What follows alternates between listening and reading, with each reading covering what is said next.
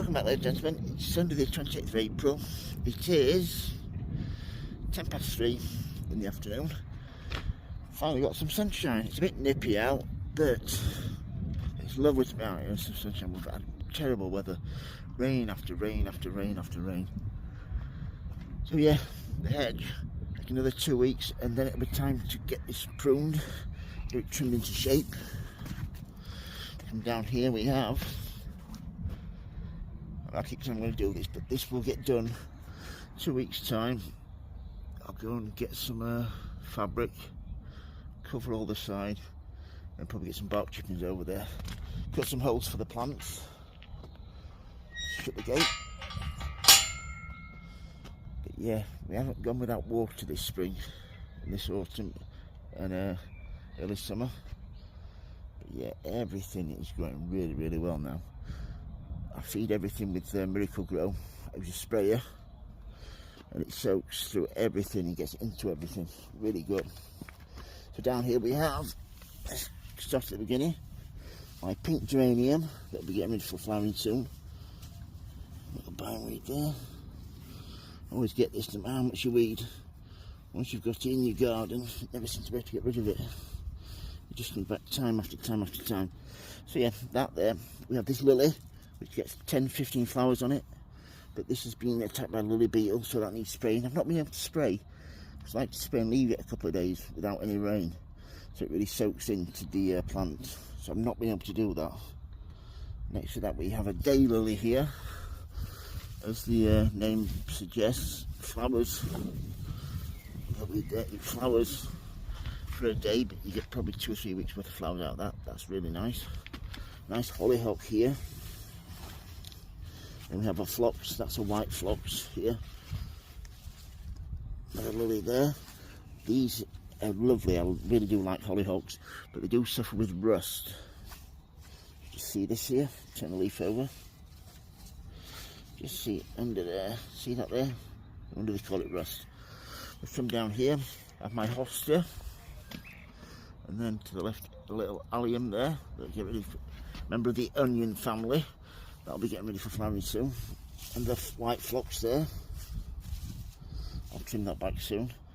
This is a lovely, probably like maroon, mauve, purpley colour, and this is a really nice one, but it does suffer with this like midge type that actually eats the inside of the flower buds. This hosta, this is the last year. This will get dug up end of this year or next spring next year and divide it, because after a number of years you start getting a hole in the middle like you do there. So by digging it up and dividing it, you rejuvenate the plant and you end up with more plants, which is absolutely amazing. We have here a little primula, lovely yellow primula there. 3 lilies again, some more white phlox. This one here is not one I've trimmed back. I'll show you one later in the garden that I've trimmed back. And then we have self-seeded lupin. Absolutely love lupins.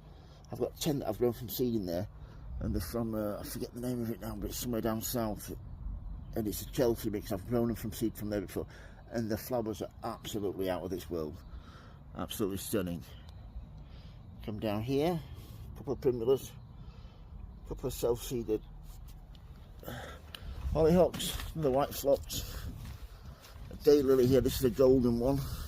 See the difference? See that variety there, and this one.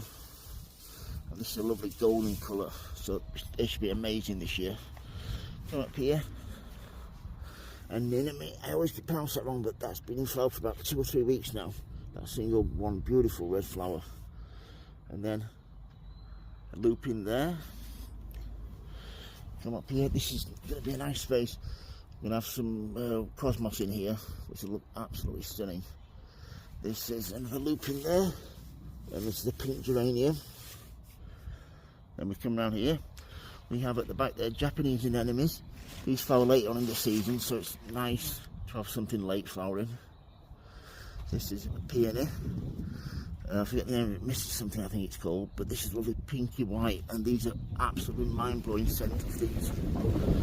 So yeah, from there, come down here, some forget-me-nots. I love forget-me-nots because they go in between things like that, Just a splash of colour, just sets things off a treat. So we've got some cosmos in there, some other things. And then we have one of the first Aquilegias, Easter bonnet. Look at the flowers on that, absolutely stunning. Then we have, this is one grown from seed, Delphinium, a dwarf one, like a lovely silvery blue colour. And this is a phlox, white one. This has been given a chop. I've chopped this back so I get more flowers, and it flowers later, which would be absolutely amazing. And then we come down here, just look at the tree here. I've cut half the ivy back, still got the other half to do. So yeah, hollyhocks there that need spraying, all these need spraying. We have a peony at the back there, it's a purple variety. This is a cream and white, a pinkish white variety there, scented again. And then look at those, absolutely bluebells, absolutely love them this time of year. And underneath we have some daylilies, some self-seeded hollyhocks. Look at this dandelion flower, which I've missed. Get the heads off those. This is a perennial white oriental poppy. Grown from seed, it's called Diane Joyce, this one. Absolutely amazing. Next to that, lovely pink geranium when it starts flowering. This is a red variety here that I got given from a neighbour many years ago, which is nice. Come down here, forget-me-nots, and then lovely Easter bonnet. And then come down here, we have Bleeding Heart, which has been in flower for about 3 weeks now, and it's had some real battering this with the wind and the rain. And then this is really double treble Easter bonnet. Look at that one, I love that one, absolutely amazing. And then look at the size of this. This needs staking now, because otherwise I will lose these flowers if I don't stake it within the next few days. Another peony, probably 3.5 4 foot tall. Down here again, this is a self-seed primula. It's a mixture between the reddish pink one and the yellow one. See, I think it looks a bit like a grapefruit, like a blood orange. Excellent colour there. Another Bleeding Heart, Dicentra. This is as far as I got, and then the weather stopped me. All this I'm going to try and dig up there, the end there. Dig everything up, divide everything, get rid of what I don't need. As you can see, all the weeds that get in between the bearded iris there. And forget-me-not. Come down to them, like I said, the bearded iris are great.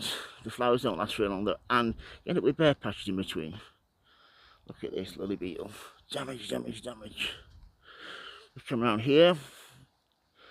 This is Agapanthus, grown from seed, highborn variety. And look at this foxglove, which is going to be great. We come around, just have a look at it from here. Yeah, lovely view from here. Absolutely amazing. Just notice here, forgot I even got this. Look at this here. Just getting this hosta. This is a different variety, this one. This one has bigger flowers and much bigger leaves and different colour, which I really do like. I might even dig that up and divide it, because that's getting to be a big plant when I dig everything up. Then we have blue Campanula there, which is great for ground cover. And we come round here, up the front of the porch there. Cottage Dream, Jasmine, and it's divine that. Look at this variety. Beast on it, we come round here, some more weeds there, and ticking up. We come round, look at it from here. Everything is looking absolutely spot on. This bit to do now, to weed, and then we come round here. We have this. This is clematis, and dropped right to the bottom there. I thought, oh no, I've lost it, which is great. These pots here, We have agapanthus there, all grown from seed. In here we have some foxgloves, self-seeded. We've come round here, pot grown peonies, which are looking absolutely amazing. And there's some agapanthus down there, and that's about it. Oh yeah, these white phlox. This has had the chop off, it's been chopped back. So we'll get 2 lots of flowers. The first lot up here and the second lot a few weeks behind. But these will be much more dense in flowerage. As we have a look from here. I love my garden when everything starts flowering. The scents are absolutely amazing. And we're growing a lot of things in the greenhouse. So if you like and subscribe, you'll be able to watch how things go in here. Got a lot of plants to plant out this year. Sunflowers, cosmos, petunias, dahlias, a load of things. So if you watch, subscribe and like, I really do appreciate it. And as always, happy growing. Thank you for watching, everybody, and please keep safe. Thank you. Bye.